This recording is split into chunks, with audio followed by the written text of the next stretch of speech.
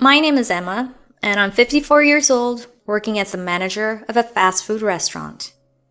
My husband is 6 years older than me, at 60, and is the owner of the fast food restaurant where I work. We only have 2 shops in the city, and my husband manages the other location.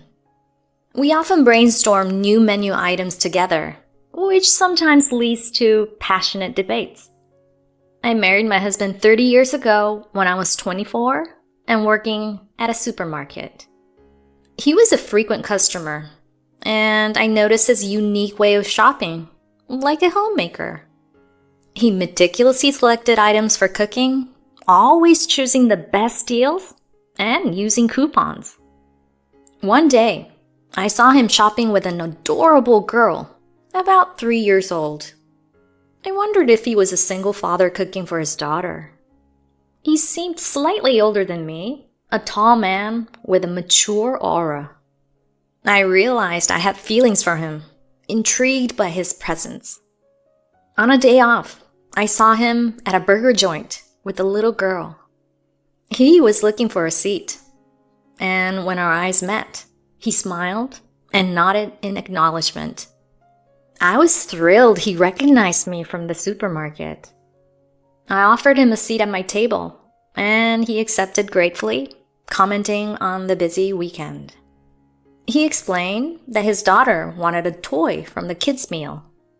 The girl, Amy, was a joy to watch as she played with her toy. I asked about her age, trying to learn more about them. He shared that Amy was almost 3 and had just started talking more. He then revealed Amy's mother passed away shortly after she was born. I was at a loss for words, unable to feel happy about his current situation. He told me he had been raising Amy alone, though his mother helped significantly. I learned he was a chef at a restaurant, and his name was James. James expressed his wish to cook for Amy daily, but said he needed to work to provide for them. I realized I had fallen for James, drawn to his dedication and sincerity.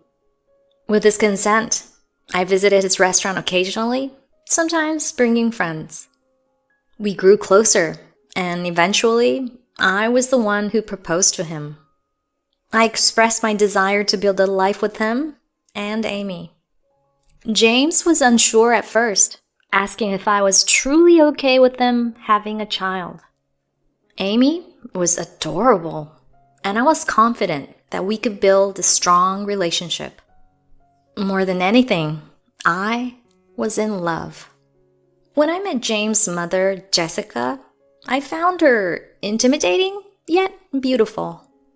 She questioned my decision to marry a man with a child, saying it was unusual for a young woman like me. Her comments left me unsure if I was truly accepted into the family. She also said that as James' second marriage, a wedding ceremony seemed unnecessary, although she acknowledged that women often dream of such events. Her words implied she did not want a wedding for her son. I assured her that I didn't desire a wedding, feeling embarrassed by the thought. Reflecting on it now, I see my naivety in the situation. She commented on my disinterest in a wedding as unusual for a woman. I sensed a hidden malice in her words. She then questioned my plans after marriage, suggesting 2 housewives were unnecessary. It seemed she intended to keep her position as the homemaker. I preferred working outside the home, so I welcomed her continued role in the household. Despite our interactions, I couldn't understand Jessica's true intentions. Our home was a small house with a garden built by James' late father. For our honeymoon, the 3 of us, James, Amy, and I, visited a luxurious hotel. Amy enjoyed swimming in the pool, and I felt she was warming up to me. I was optimistic about our future together. I hoped Amy would eventually call me mom or mother. Given that James was dad, mother seemed fitting. However, after 6 months, Amy still hadn't warmed up to me. I felt that the bond we shared had faded. At 4, she started attending kindergarten, with Jessica handling drop-offs and pickups. I felt guilty for not fulfilling the role of a mother. When I tried to help at home, Jessica assured me she had things under control. She would say, "This is my job, not yours." Her words discouraged me from assisting further. One evening, at dinner, Amy asked me to pass a spoon using my first name. I was taken aback by her addressing me as Emma. Jessica laughed, dismissing it as children mimicking adults. I was shocked and saddened, longing to hear her call me mom or mother. I couldn't bring myself to correct her, fearing I might hurt her feelings. James was similarly taken aback, but reassured me not to worry. He promised to talk to Amy, confident that she would come around. But Amy never called me mother. By the time she entered elementary school, she still avoided me. James' attempts to discipline her only pushed her towards Jessica. When Amy reached 4th grade, I wrote her a heartfelt letter. I expressed my love for her, inviting her to share her school experiences. I didn't expect her to call me mom, but hoped she'd share her school day. But she never replied. James was supportive and loving. I focused on staying positive and cheerful. Amy got her own room in upper elementary school. We saw each other less, and Jessica advised me to give her space. I lost confidence and couldn't approach Amy. When Amy reached 6th grade, Jessica approached me. She said Amy wanted to attend a boarding school for junior high. James and I opposed the idea, but Jessica was persuasive. "Emma, you and Amy haven't bonded well. Living apart might be best for both of you." I had no rebuttal. Amy leaving felt like my failure. I apologized tearfully. James comforted me, saying it might be good to try living apart. He reassured me that Amy's needs came first. James and I researched schools and visited several. Eventually, Amy chose a junior high school with a strong boarding program. Honestly, I felt a small sense of relief. I was exhausted from trying to connect with Amy. As Amy approached high school, James left his chef job to open a fast food restaurant. With the business of setting up the shop, I threw myself into work. I supported James, working from morning till night. Time flew, and Amy graduated college, found a job, and got married. She dated a coworker for 4 years before marrying him. They didn't have a wedding, just sent a photo of them in wedding attire. James and I were happy for them, content with the photo. Amy looked blissful, and I longed to see her smile in person. James' fast food restaurant opened a second location, and I became its manager. We were 25 years into our marriage, and I was nearing 50. Jessica praised me, saying I helped make the second shop a success. Her compliments were almost too much, leaving me uneasy. Amy and I had become a facade of a mother-daughter relationship. We spoke normally in public, but something was missing. Amy began calling me mother in public, but I didn't feel joyful.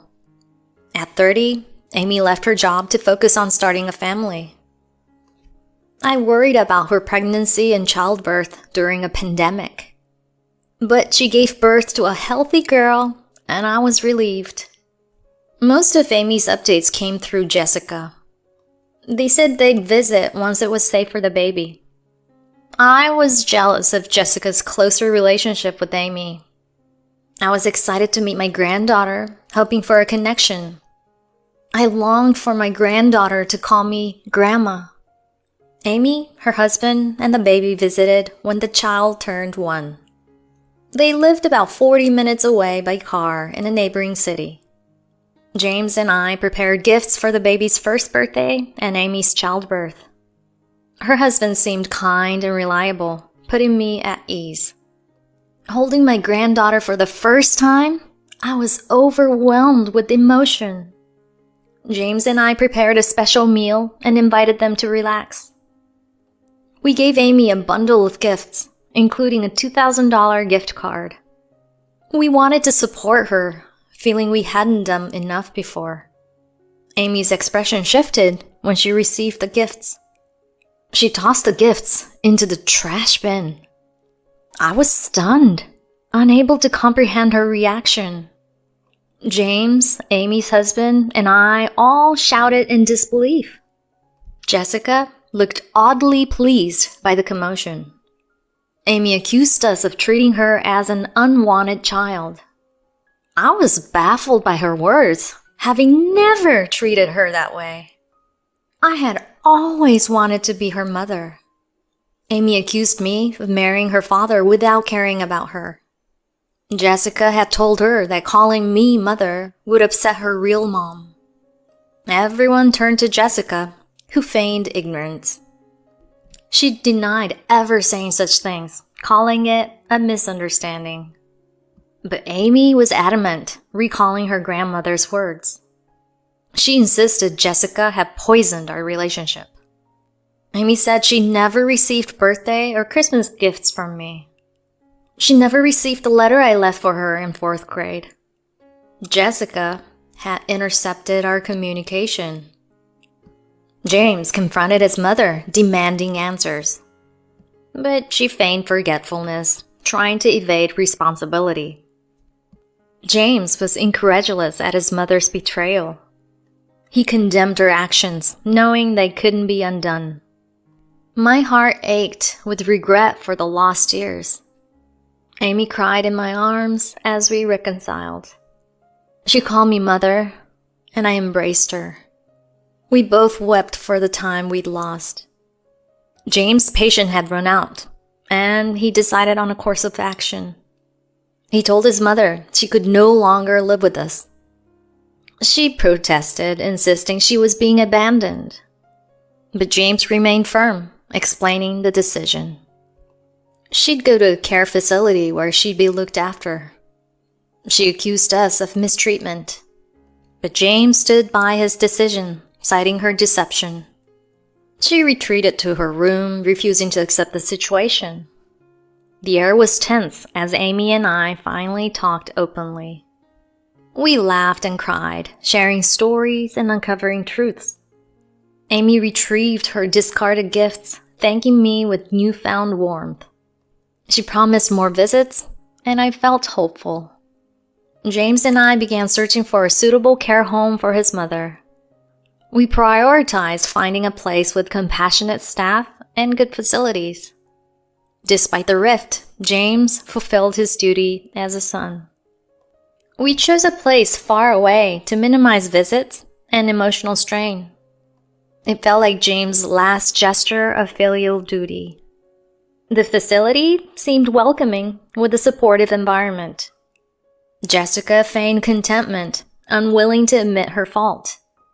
James' quiet anger lingered, though he wished her well. Months later, the facility reported her conflicts with other residents. They asked if we'd visit to lift her spirits. James declined, urging them to care for her kindly. Amy agreed, asserting that James was being generous. She was steadfast in her decision not to forgive her grandmother. Amy visited us frequently with her daughter.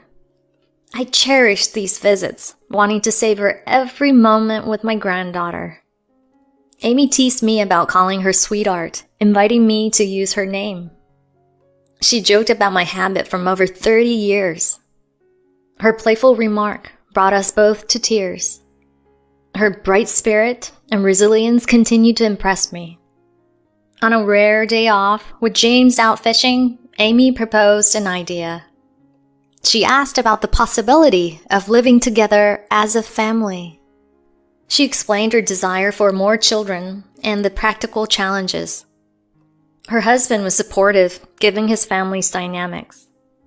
I was moved by their adventurous spirit and welcomed the idea. We laughed about the arrangement and its potential benefits. I waved goodbye as Amy left, feeling hopeful about the future. James returned, and I shared Amy's visit with him. He noticed my happiness, pleased to see my spirits lifted. I revealed my joy at calling her Amy for the first time. His eyes shone with understanding and warmth. Despite everything, I was grateful for our family and future together.